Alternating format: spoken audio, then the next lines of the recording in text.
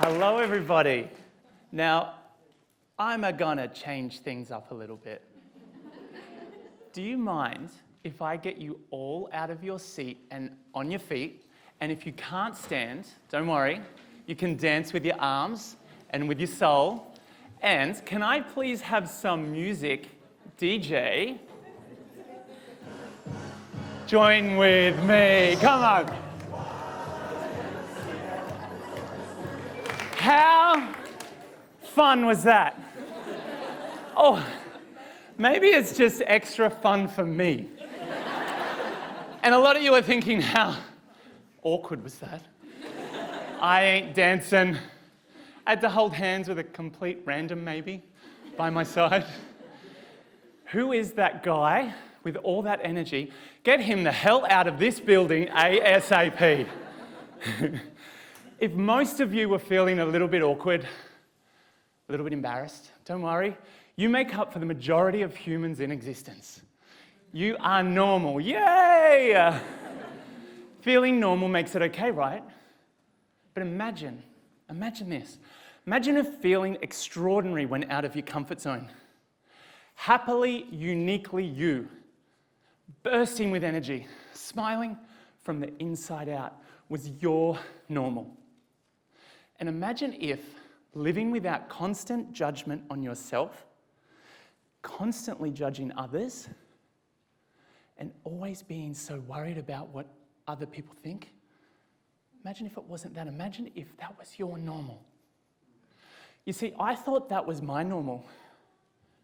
And I thought I would come here today and share with you all how dance has made me be this confident, out there person who didn't care what other people thought, who was non-judgmental, being gay, being a dancer from a family of footballers. And I thought I would come here today and tell you all how you can public speak, or you can just dance because you learnt my skyrocketing confidence and non-judgmental behaviour. But something really transformational happened to me when I was asked to speak on this very stage today. And in the whole process, I'd love to share with you all the transformation I went through. And in the process, developed a brand new relationship with judgment. One that I would love for all of you today, and one that I think can cause serious change in the world we live in. Okay, let's rewind a little bit back to May. I was on my honeymoon in Positano, and I remember it so clearly. I was sitting on the front balcony of my hotel, and it was like mid-morning, you know, sleep in, breakfast to your room, that kind of vibe. So what do? You check your emails. Imagine what my partner was thinking. I'm paying bills, reading complaints, all of that kind of stuff. Anyway, I did get a positive email. I got a positive email from a lady by the name of Tantia, and she asked me to speak here today. And she asked me to speak about creative change using my career in dance as the platform. Hell to the yes. Being the massive yes person that I am, and a little bit of an egotistical performer, right? Then came the fiercely competitive person I am. I need to make this the best talk in the history of the talks ever in the world of anyone ever talking. And for anyone that actually knows me, that's where my mind goes quite often. Now that's a lot of pressure. I'm assuming you've seen all the motivational videos out there, right? They're incredible. They're so transformative. They're absolutely amazing.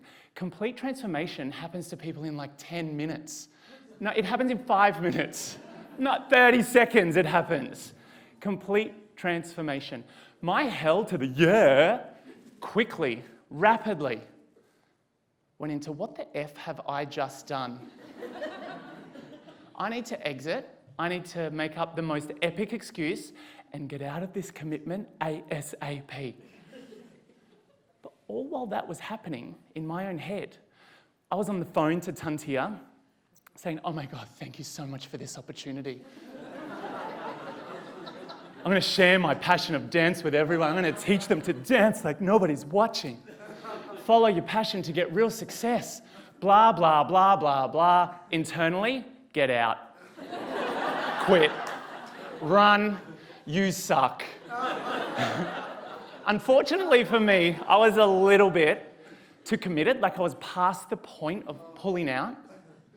So back to my internet trolling I went on all things motivational. Everything you can think of. I was watching a gorgeous transgender lady and her story of transformation. I was watching para-Olympians and their heroic stories of success. I was watching the world's top-tier motivational speakers. Transformation was given out freely from whatever screen I was watching it from.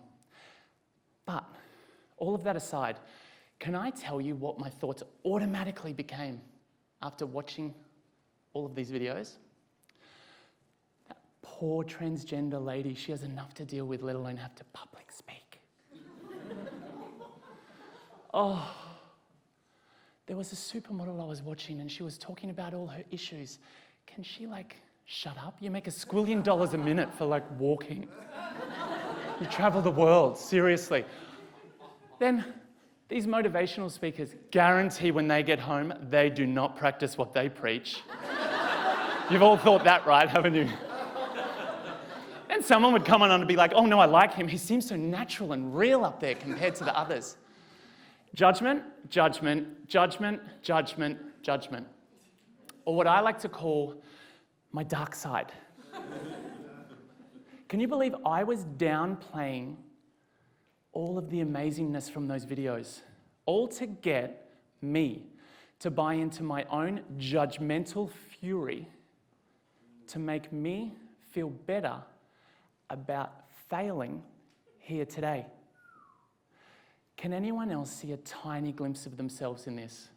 Oh, thank God. Thank you. But when I realized what I was doing, I was so shocked at my own behavior because it's not who I thought I was. It's not what I thought my normal was. And I shouldn't be that guy because I've always thought judgment is a form of bullying. And bullying really hurts, I know. I'm going to take you back to 8th grade. And I want you to imagine this. I was in science class. There was 30 of us. And I had these big science goggles on, the clear. You know those things, those really big dorky goggles? There was 5 or 6 of us at each high-top table.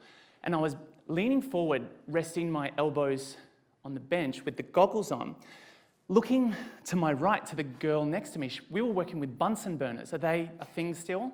You know the flame? I'm in the 90s in school, remember? So I was watching the girl to my right so keenly because I was next and I wanted to nail it. There's that competitive me. But then I could hear some commotion behind me. And I remember it so clearly because I quickly turned around and I had the goggles still on. And I could see the commotion was kind of directed at me. And the main culprit stepped forward and he repeated his words, but this time to my face. And he said, see how you were just standing? And I was like, yeah, goggles on. You love that position, don't you? And I was like, it goes, because it's how faggots like you stand when you take it up the arse. And the whole class, well, most of the class, laughed with him, at me, hysterically. I had just turned 13 years old. For me in high school, not very many days went by where I wasn't called gay, poofter, dancing queen, faggot. It didn't matter if I was in science class, walking to the tuck shop, or even on sports day, when I would always beat every bully in every event. I could never understand why people wanted to hurt me so much because of something I did. I could never understand why people hated me because I loved to dance. Our own judgment on ourselves, judgment on others, and being so scared of other people's judgment is, I believe, at the root of the worldwide epidemic bullying. And why does that have so much sting to me? Because I've been both the judger and that broken little boy on the receiving end of bullying. And maybe you have too. We have to shift our dark side thoughts that become toxic words. And we have to take ownership of them, because with the current climate of bullying worldwide, we have to understand how our own actions play a part. Did you know 1 in 4 Australian kids, 1 in 4, report being bullied at school? Did you know the majority of the bullies report being bullied themselves? What is the difference between my dark side thoughts about those videos that became toxic words than that of the high school bully that said all of those horrendous things to me back in 8th grade? There is none. Nothing. Judgment and bullying are cut from the same cloth. Now, I did not come here today to tell you all that you're horrendous people. Because you're not. You're up to great stuff. You're here today. But what I do know is that we all judge. Yeah? We all judge frequently. Hands up if you've already judged my ensemble today. like a rainbow just projectile vomited all over me. And I want to be clear, I still judge, and I judge frequently. I've actually judged myself internally about this talk while giving it today to you. But the really awesome thing is I recognize judgment so early in its tracks that I get to change its course before it changes mine. Why is it that as 3-year-olds, a good song comes on and you just see them dancing? It's not really on the beat and it's just wild and carefree, smiling from ear to ear.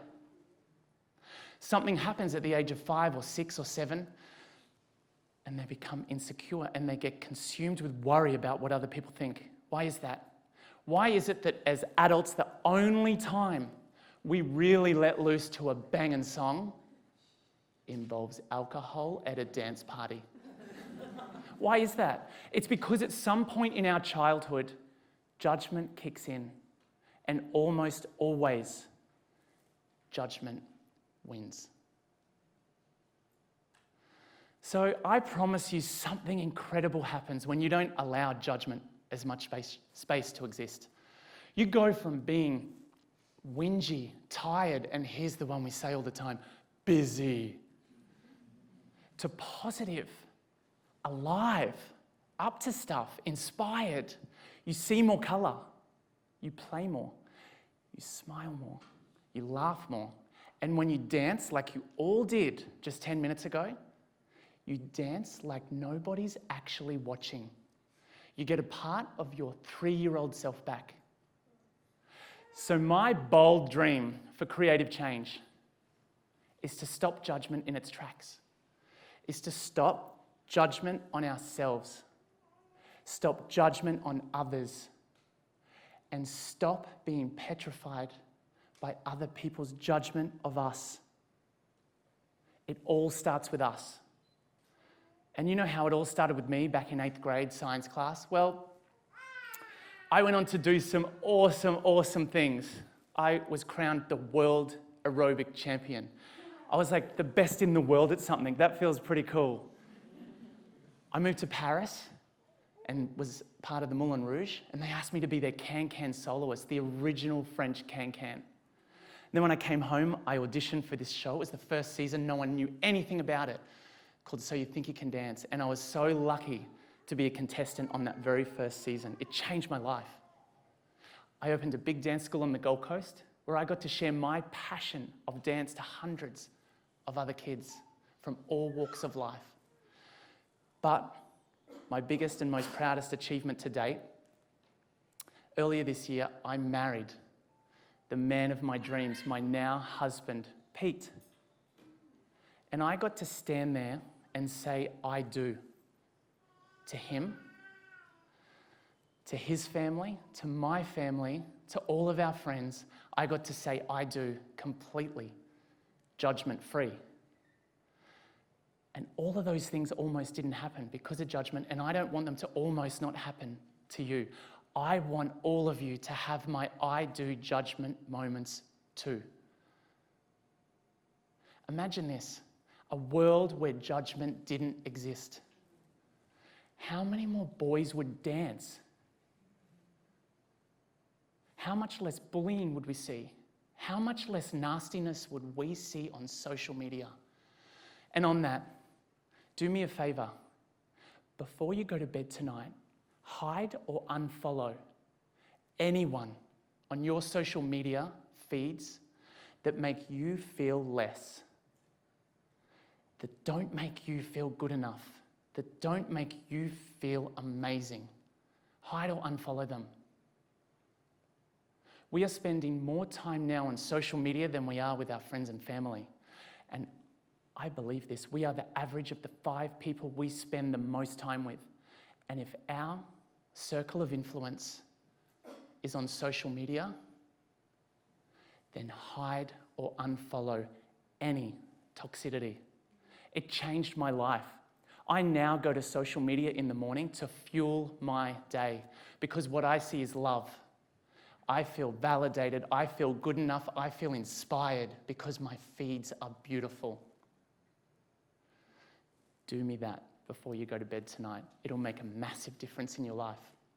Hey, I'll promise you something else. Any inspiration gained from anything today has a lifespan of about 5 minutes. You go about your day, you go to cook dinner, you go back to work, you go to your car, and life just craps on you.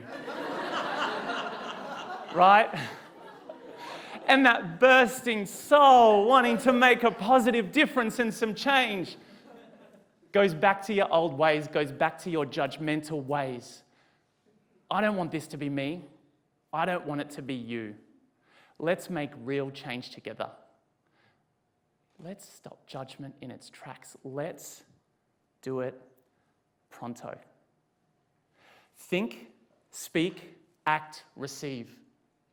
Think good. When you think good, you speak good. When you speak good, you act good. And when you act good, you receive great. Can I please get everyone on their feet one more time? We're gonna dance judgment out. All right, this is the bit where you really gotta let loose. Ho! I hope you got a lot out of it. Love you all. Thank you so much.